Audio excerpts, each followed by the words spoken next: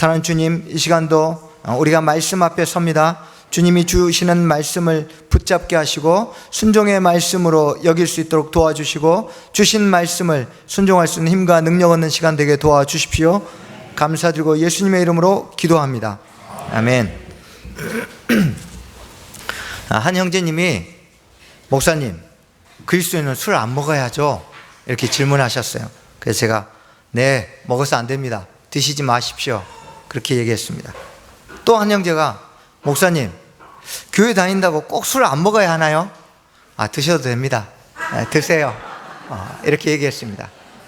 왜 같은 질문에 제가 다르게 대답했을까요? 네. 처음 질문한 형제님은 이분에게 술은 하나님께서 먹지 말라고 명령하신 말씀이었습니다. 이분은 술을 먹지 말아야 된다는 확신을 가지고 질문하셨기에 제가 순종하라고 말씀드린 겁니다. 두 번째 질문한 형제는 술을 먹고 싶어서 질문한 겁니다. 이 형제는 지금 교회를 나올까 말까 고민하는데 교회를 나가면 술을 끊어야 될 것 같아서 고민하고 있었어요. 그래서 제가 술을 드시더라도 교회를 나오십시오 하고 선택사항으로 말씀드린 겁니다. 여러분, 우리의 삶에 이런 일들이 많습니다.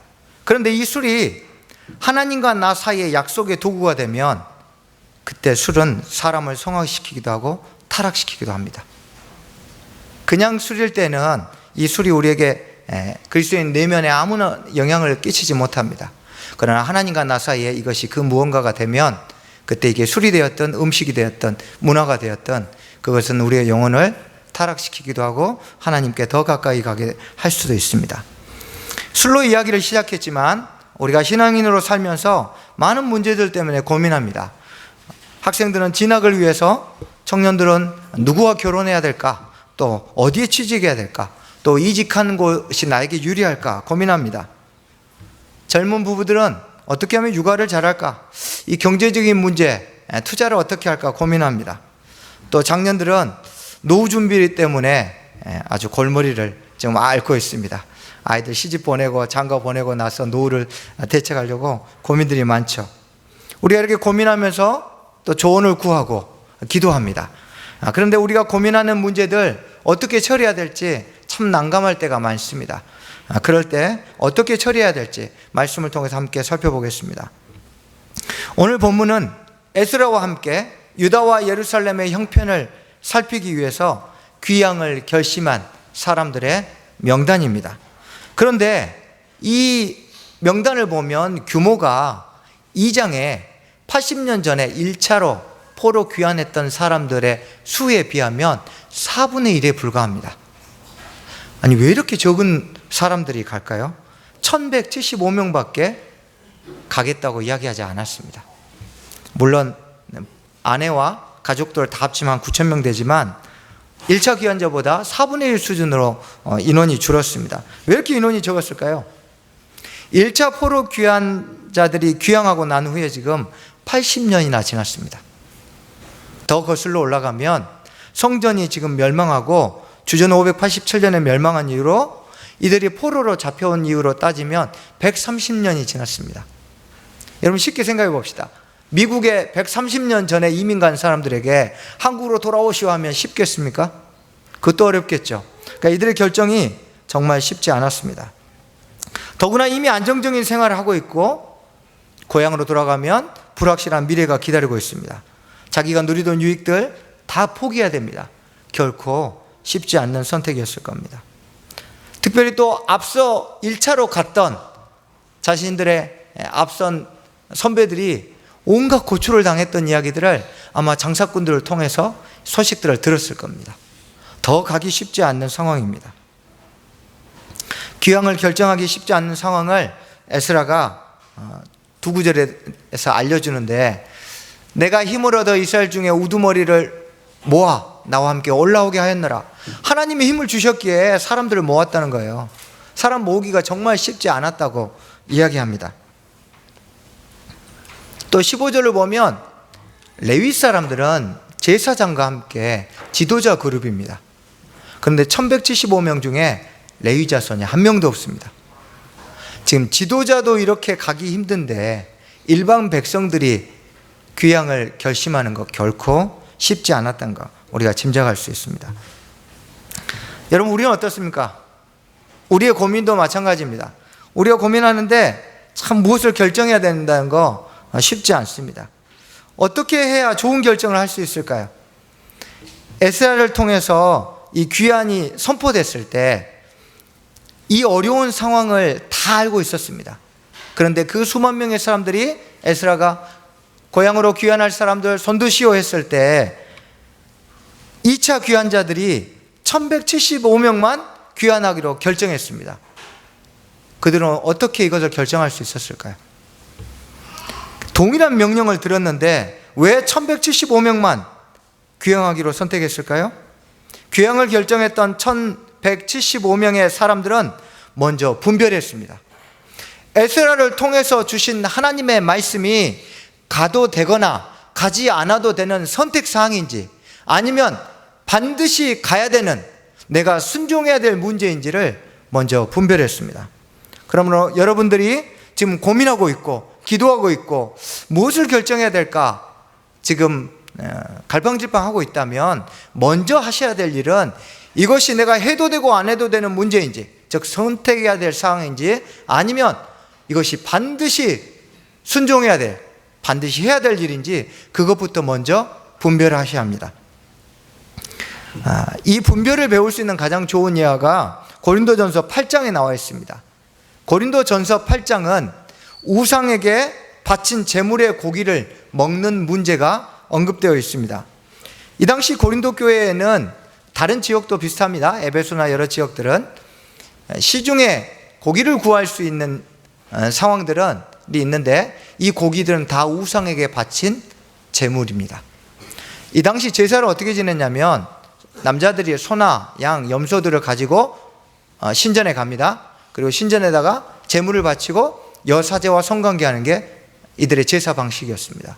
그러니까 엄청나게 많은 짐승들이 성전에 제물로 들어옵니다. 그러면 성전은 재산을 얻기 위해서 이것들을 시장의 유통업자들에게 넘깁니다. 그래서 이 당시 사람들은 시중에서 구할 수 있는 고기의 대부분은 우상의 신전에 바쳤던 고기란 걸 알고 있습니다. 그래서 이 고기를 먹는 것을 믿는 자들이 꺼려했습니다. 당연히 이방 신전의 제물로 바쳐진 고기이니 고민거리가 됐을 겁니다. 왜 고민거리가 됐을까요? 제가 한번 이집트 안토니오 수도원, 세계 최초의 수도원 갔는데 한 그 수도사가 자기 100일 동안 금식했답니다. 그래서 와 대단하다 했더니 고기만 안 먹는 금식을 100일 했다는 거예요. 그래서 저희 갔던 사람들이 에이 나도 하겠다 그랬더니 우리가 김치 안 먹고는 견딜 수 없는 것처럼 이들의 식문화는 매일 고기를 먹어야 될 정도로 고기를 안 먹는 게 굉장히 힘든 중동 사람들입니다.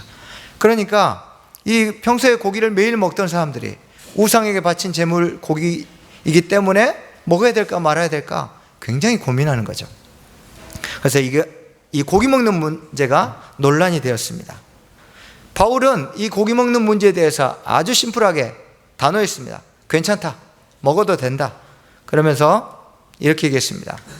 음식은 우리를 하나님 앞에 내세우지 못하나니 우리가 먹지 않는다고 해서 더 못 사는 것도 아니고 먹는다고 해서 더 잘 사는 것도 아니다.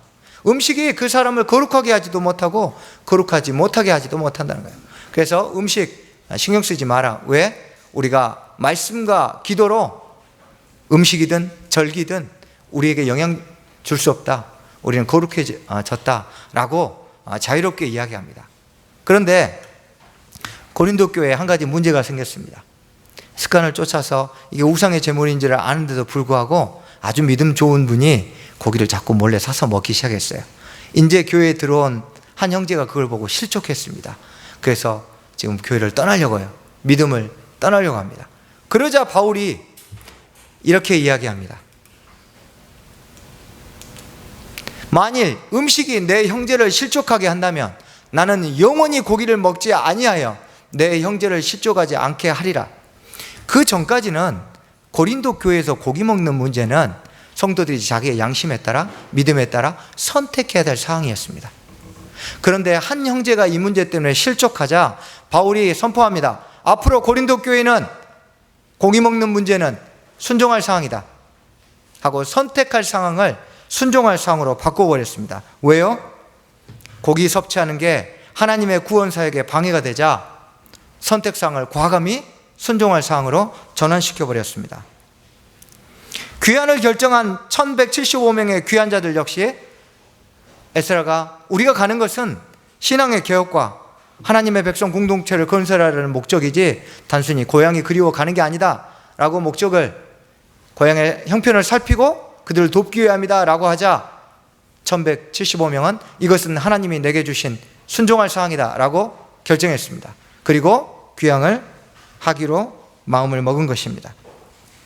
그러므로 여러분, 우리도 고민하고 있는 문제들이 있다면 먼저 내가 이 고민하는 문제가 해도 되거나 안 해도 되는 문제인지, 아니면 내가 이걸 안 할 경우 하나님과 나 사이의 관계에 문제가 있는 순종해야 될 문제인지 먼저 분별하시기 바랍니다. 자, 그러면 분별만 잘하면 순종할 수 있을까요? 여러분 삶에 해야 될 것과 하지 말아야 될 것들을 구별 잘 하셨죠? 여러분, 구별 잘하고 나면 순종이 됩니까? 여러분, 우리가 안다고 순종했으면 벌써 순종왕이 됐을까요? 우리 다 알아요. 이건 순종해야 될지 순종 안 해야 될지 고민하는 거 그렇게 많지 않습니다. 안다고 순종하는 게 아니에요. 순종은 반드시 순종할 힘이 있어야 돼요. 순종할 힘을 가져야 우리가 분별하고 나서 순종할 수 있는 거예요. 늘 분별만 해요. 설교 들으면 그렇군, 순종해야지 하고 가면 순종 못합니다. 왜요? 순종할 힘을 기르지 않았기 때문에. 순종할 힘이 내면에 없으니까 알아도 순종하지 못하는 거예요.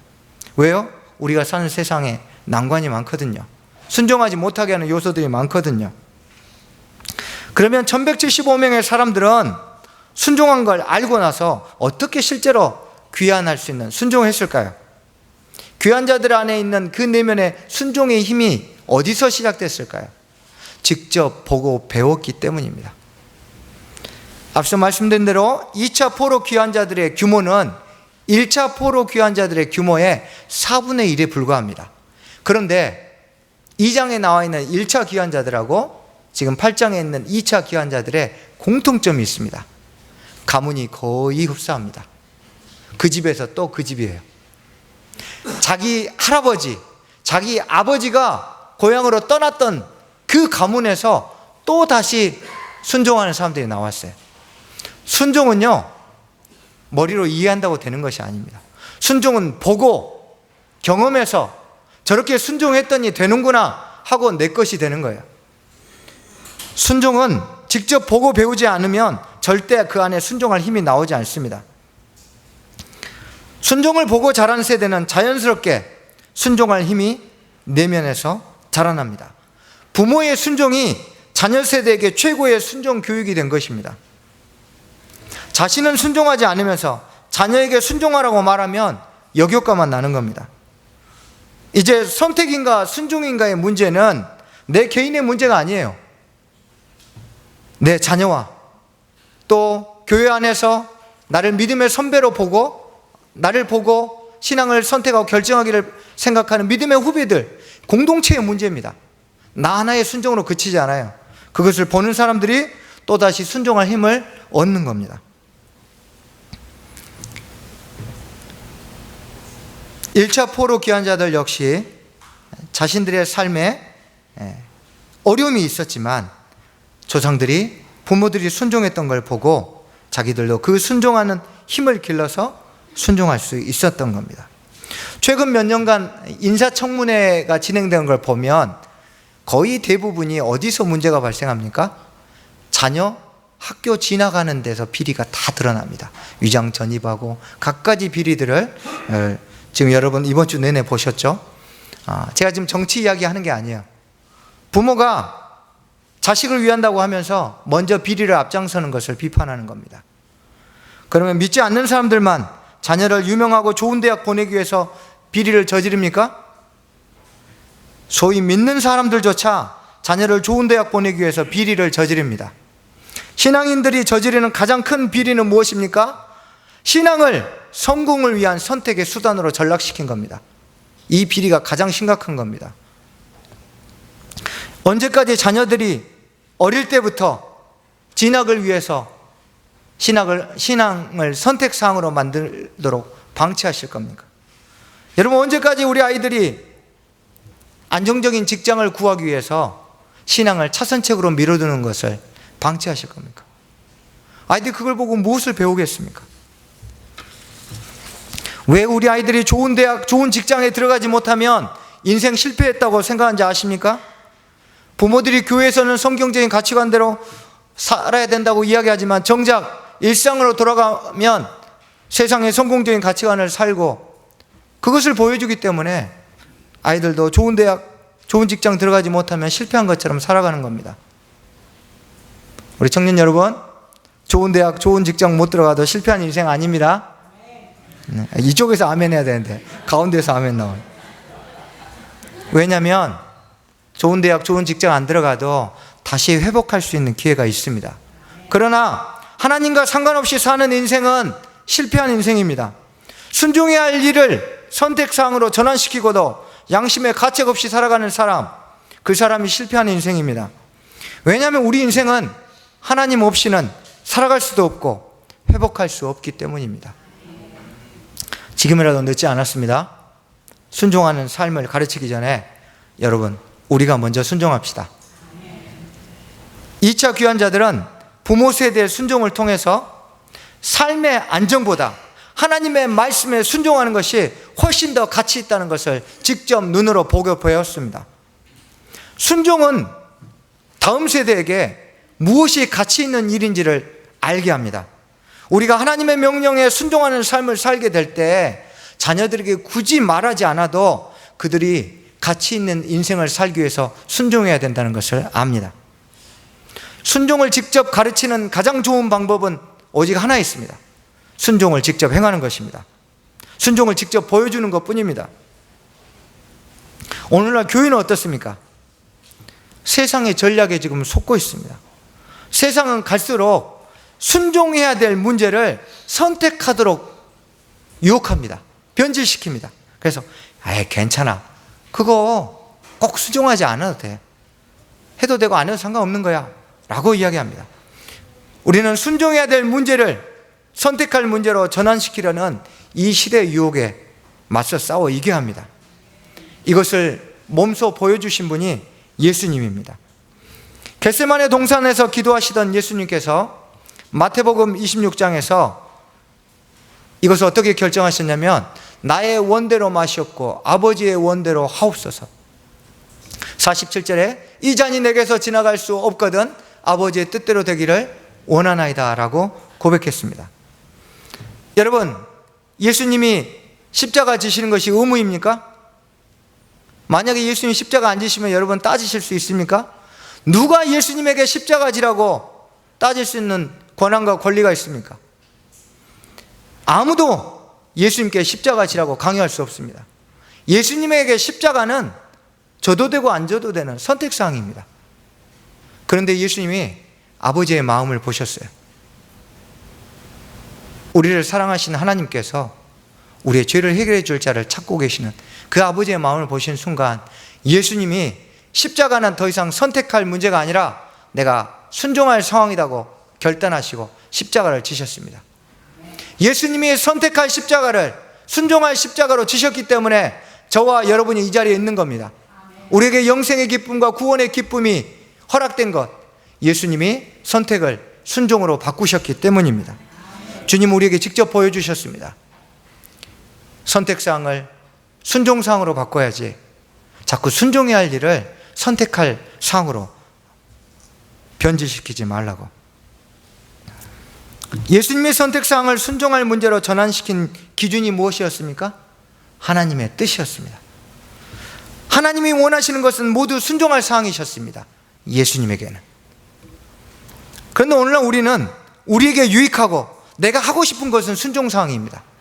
그리고 내게 불리한 것, 내게 유익을 끼치지 않는 것은 다 선택사항으로 돌리려고 합니다. 다 선택사항으로 바꿔버리죠. 저도 이런 경험을 한 적이 있습니다. 제가 선교지에서 위구르족들과 사는데 이 무슬림들은 친구를 사귀면 초대하고 또 초대에 응하는 걸 굉장히 아주 즐겨하는 사람들인데 제가 그 친구의 집에 여러 차례 초대받아서 갔습니다. 당연히 저도 초대를 했죠. 안 옵니다. 왜 안 오는지 말도 안 합니다. 내 집이 더러운 것도 아니고, 아니면 나만 친하게 생각하나? 이 친구 왜 안 오지? 그런 생각하고 있었어요. 어느 날 이 친구하고 같이 길을 가고 있는데 한족이 돼지 사육하는 사육장 옆을 지나가는데 침을 다 뱉으면서 사육장을 향해서 고개를 확 돌리고 사육장 지나가는 데까지 계속 고개를 돌리고 걸어가는 거예요. 그때 제가 알았어요.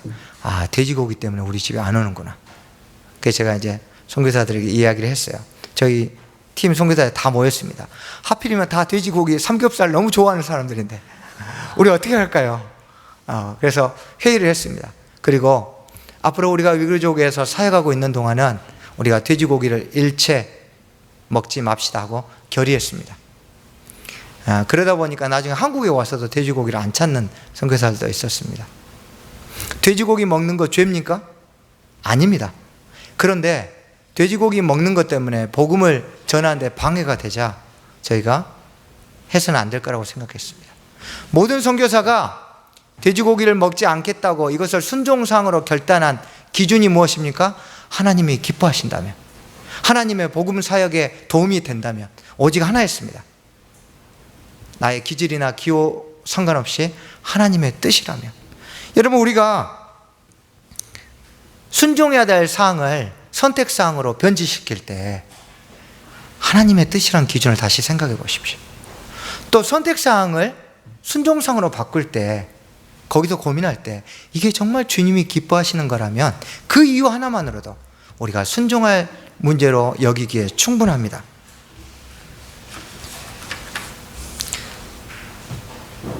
지난 침례식 간증 때 중등부 예진이가 어떻게 해서든 학교에서 말씀 읽고 기도하며 주님께 집중하며 순종하려고 하는 그런 모습들을 간증할 때 마음에 참 깊은 감동이 되었습니다. 요즘 아이들에게 교회 밖에서 신앙이 선택사항이 되었는데 아직도 말씀과 기도를 순종해야 할 일로 여기고 살아가는 아이들이 있다. 이게 희망이 보여서 참 마음에 감동과 기쁨이 있었습니다. 여러분, 아주 작은 일이지만 우리 작은 일부터 선택사항으로 내가 변질시켜버렸던 우리 삶의 작은 일들을 다시 순종해야 될 일로 바꾸시길 축복합니다. 요즘 교회들은 어떻습니까? 교회들이 갈수록 모임을 줄입니다. 왜 그런지 아십니까?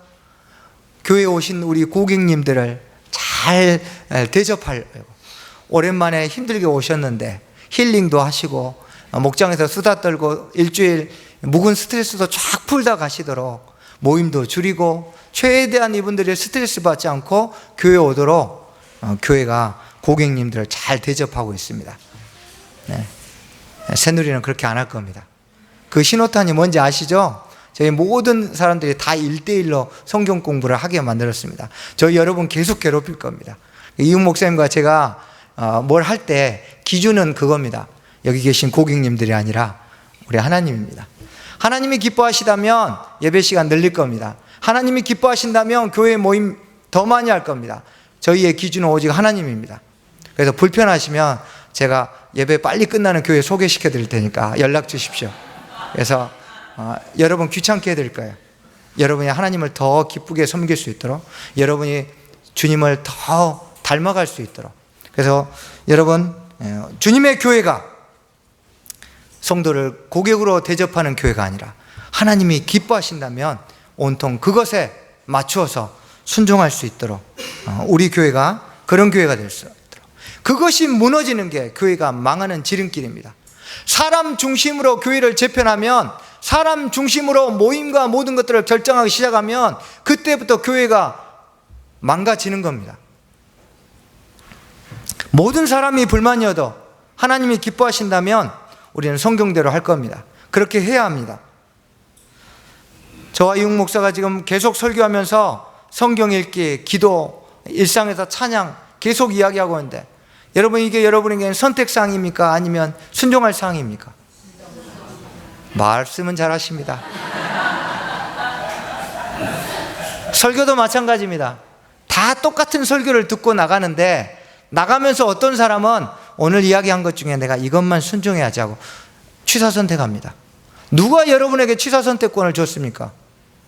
하나님이 말씀하신 거라면, 그것이 하나님이 기뻐하신 뜻이라면 다 순종해야지, 누가 여러분에게 이것은 취하고 저것은 버릴 권리를 주었습니까?